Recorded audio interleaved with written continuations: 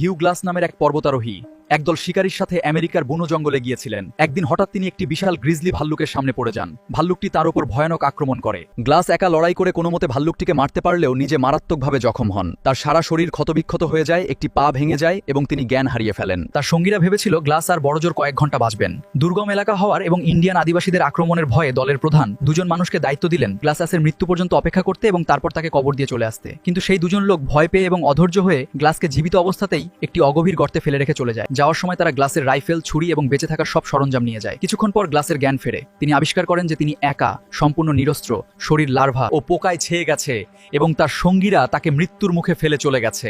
নিরাপদ দুর্গ সেখান থেকে ছিল প্রায় 200 মাইল দূরে। 200 মাইলের অবিশ্বাস্য যাত্রা। ভাঙা পা এবং পিঠের ক্ষত নিয়ে গ্লাস হাঁটতে পারছিলেন না। তিনি কেবল হামাগুড়ি দিতে পারতেন। শরীরের ক্ষত পচে যাওয়া থেকে বাঁচাতে তিনি পচা গাছের গুড়ির ওপর পিঠ ঘষতেন যাতে পোকাগুলো ইনফেকশন খেয়ে ফেলে। তিনি বুনো ফল, শিকড় এবং একবার নেকড়েদের তাড়িয়ে তাদের ফেলে যাওয়া মহিষের কাঁচা মাংস খেয়ে শক্তি সঞ্চয় করেন। এক পর্যায়ে তিনি একটি ছোট ভেলা বানিয়ে নদীতে ভেসে কিছুটা পথ পাড়ি দেন। টানা 6 মাস ধরে তীব্র শীত, ক্ষুধা আর বন্য পশুর হাত থেকে বেঁচে শুধু হামাগুড়ি দিয়ে এবং খুঁড়িয়ে খুঁড়িয়ে অবশেষে সেই দুর্গে পৌঁছান। তাকে জীবিত দেখে পুরো দুর্গ স্তম্ভিত হয়ে গিয়েছিল। হিউ গ্লাস তার সাথে বিশ্বাসঘাতকতা করা সেই সঙ্গীদের খুঁজে বের করেছিলেন, কিন্তু তাদের উপর প্রতিশোধ না নিয়ে তিনি তাদের ক্ষমা করে দেন।